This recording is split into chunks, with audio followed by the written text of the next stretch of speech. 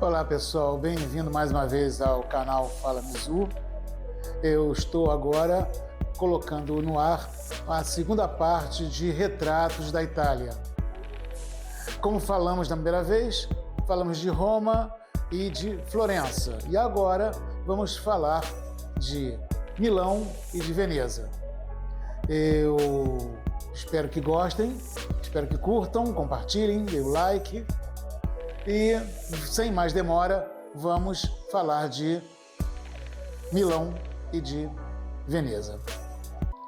Uma das mais belas catedrais góticas do mundo, o Duomo de Milão, começou a ser construído em 1386, no local onde antes existiam as igrejas de Santa Tecla e Santa Maria Maggiore, e sua construção durou mais de 400 anos. Uma curiosidade, em 26 de maio de 1805, em Milão, ocorreu a coroação de Napoleão como rei da Itália. Assim como em Paris no ano anterior, naquela ocasião, Napoleão declarou novamente: "Recebi esta coroa de Deus, que ninguém ouse tocá-la."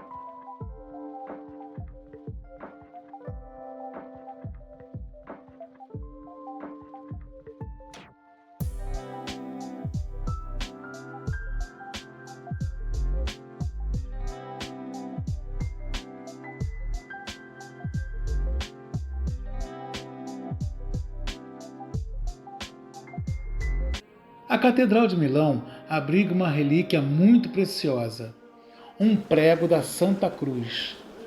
No rito de Nívola, em 14 de setembro, na festa religiosa da exaltação da Santa Cruz, o arcebispo sobe uma estrutura em forma de nuvem, que data do século XVII, e o encaminha para os fiéis no solo.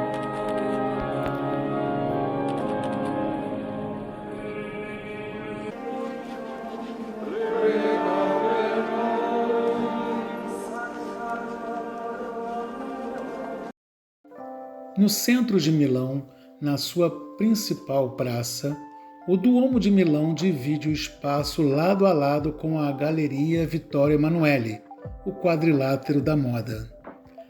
A inauguração da galeria foi marcada por uma grande tragédia, já que o engenheiro Giuseppe Mengoni, responsável pela construção, morreu na véspera, caindo de um andaime montado no arco de entrada da Praça Duomo.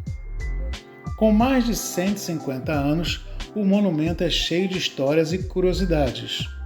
Uma delas indica que no centro, onde se encontram 4 mosaicos representando os brasões das 3 capitais do Reino da Itália, Turim, Florença e Roma, mais o de Milão, existe a tradição de uma pessoa, ao girar 3 vezes com o calcanhar sobre os testículos do touro do brasão de Turim, e isso trará boa sorte.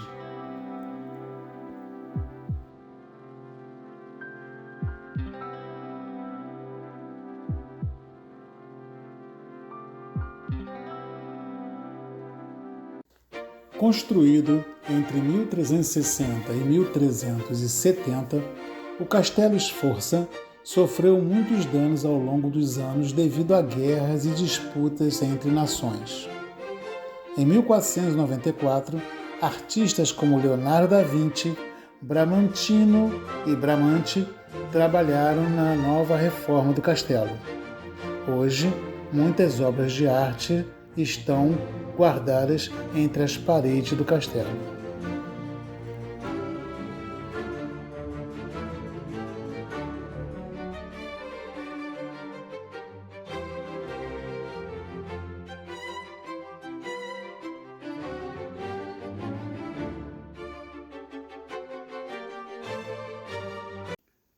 A história de Veneza é tão fascinante quanto as próprias águas que a cercam. Fundada no século V, durante o declínio do Império Romano, esta cidade nasceu do desejo de seus habitantes de escapar das invasões bárbaras que assolavam a Península Itálica. A ponte mais antiga e mais linda de Veneza é a Ponte Rialto. Construída em 1591, é uma das 4 pontes que cruzam o Gran Canal. Antes, havia uma ponte de madeira que facilitava o acesso à área do comércio. A mais famosa praça de Veneza é a Praça de São Marcos, circundada por vários edifícios, entre eles as velhas e novas procuradorias.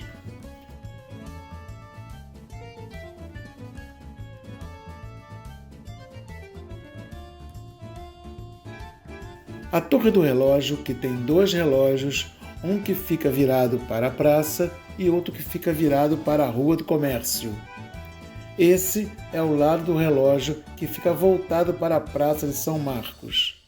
A numeração das horas é com números romanos, de 1 a 24. É o sistema antigo de relógio italiano.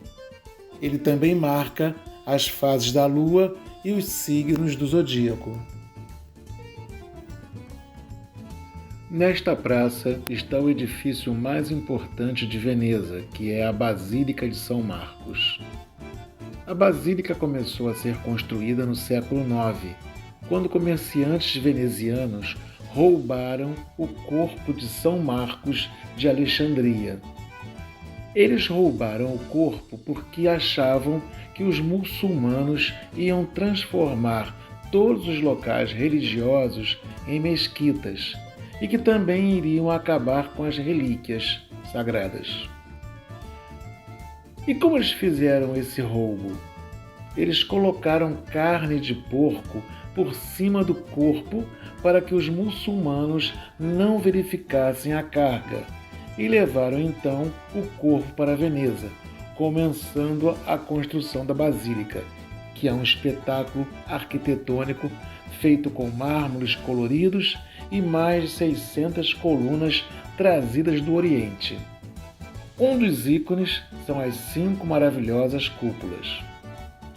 Logo ao lado está o Palácio Ducal, onde morava o Doge, que era o chefe de toda a República Veneziana.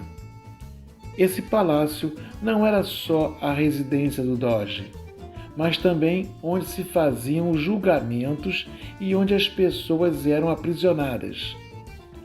Observem aquelas 2 colunas que têm uma coloração um pouco diferente, um pouquinho mais avermelhada. No meio dessas 2 colunas eram lidas as sentenças e, se o prisioneiro fosse condenado, ele era executado no meio daquelas 2 colunas.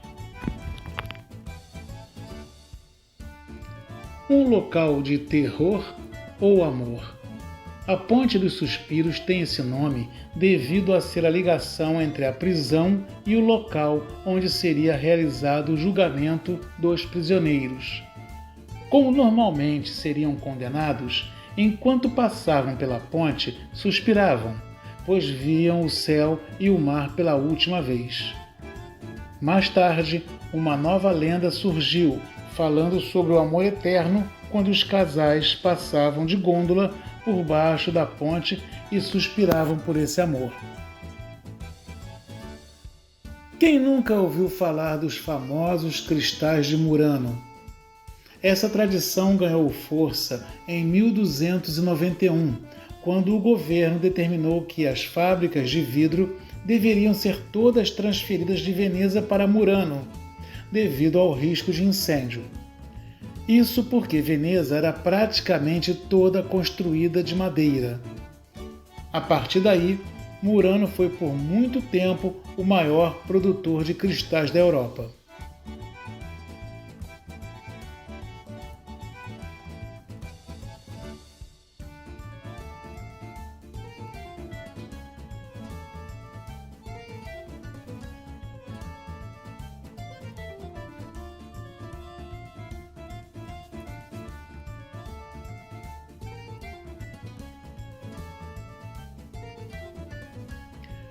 Já em Murano, as casas têm fachada simples e muito alegre.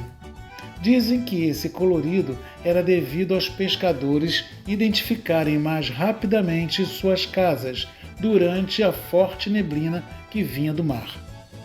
Já a tradição na ilha é a confecção de renda. Tal a sua delicadeza, a renda de Murano era a mais procurada da Europa, sendo conhecida como pontos no ar.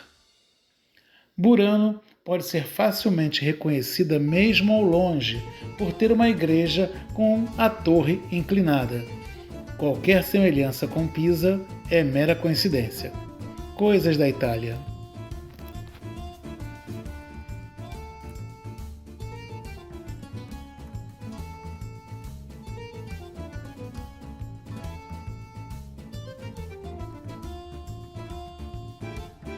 Agora eu quero contar mais duas coisas para vocês sobre Veneza. Uma delas é falar sobre o fenômeno chamado água alta, que é muito famoso, principalmente nos últimos tempos. Devido à combinação de vários fatores, das marés, da pressão atmosférica e também do vento, o mar avança sobre a cidade provocando alagamentos. Quando ocorre a água alta, os venezianos montam várias passarelas na frente dos principais monumentos e em volta da cidade. Então, ao invés das pessoas caminharem por qualquer lugar na rua, ou melhor, nas vielas, porque lá não é bem rua, as pessoas caminham por cima das passarelas. Inclusive, eles montam passarelas dentro da própria Basílica de São Marcos. A outra marca registrada de Veneza é o Carnaval. A primeira vez que houve o Carnaval em Veneza foi em 1296.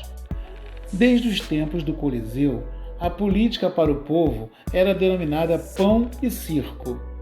Então, o Carnaval era, na verdade, uma forma de dar um pouco de diversão para o povo e também de nivelar todas as pessoas sem fazer distinção de sexo, de religião, de gênero, se era homem, se era mulher, para isso o uso das máscaras. Esse é um pequeno resumo dessa festa tão tradicional lá de Veneza. Olá, gente! Eu gostaria de terminar esse vídeo falando um pouco do poema de Shakespeare, O Mercador de Veneza. Trata-se de uma história muito interessante que começou nos idos do século XVII. Bassanio era um jovem fanfarrão que pretendia cortejar uma rica herdeira da cidade de Belmonte. O nome dela era Pórcia. Como Bassanio não tinha dinheiro suficiente, o que ele fez? Ele pediu ajuda ao amigo e mercador Antônio, que tinha vários barcos, várias fragatas percorrendo toda a Europa, comercializando. Bom, como Antônio também não tinha esse dinheiro, o que ele fez?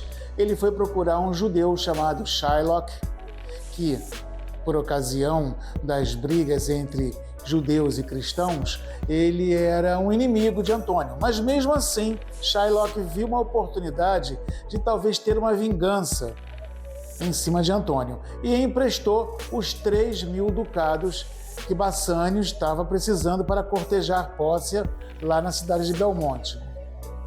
Ok, o que aconteceu foi que, quando foi feito o contrato entre Shylock e Antônio, Shylock colocou uma pequena cláusula.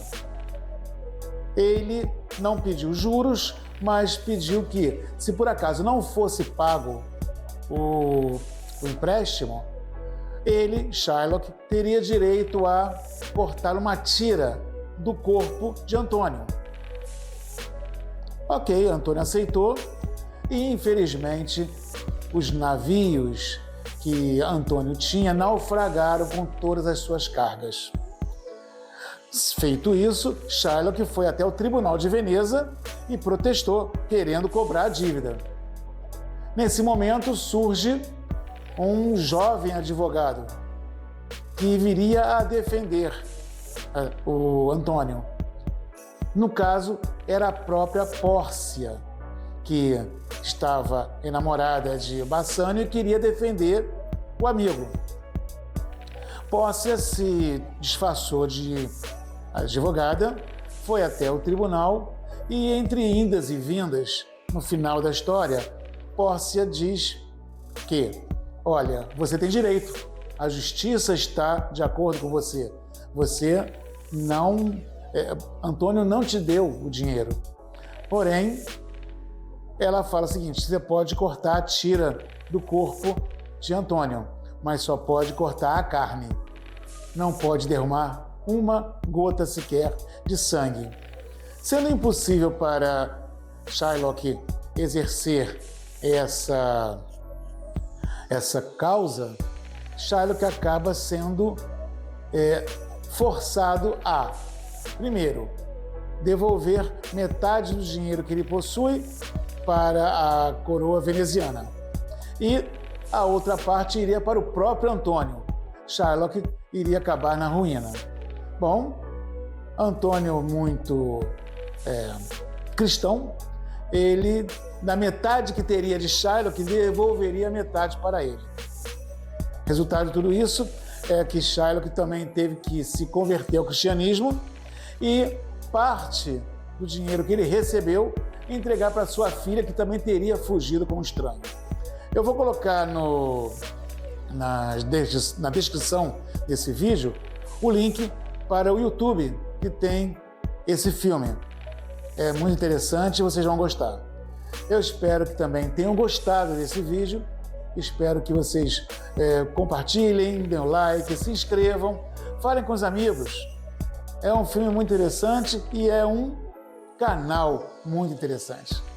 Eu quero agradecer a todos a presença, a assistência. Um grande abraço e nos vemos numa próxima oportunidade. Um abraço.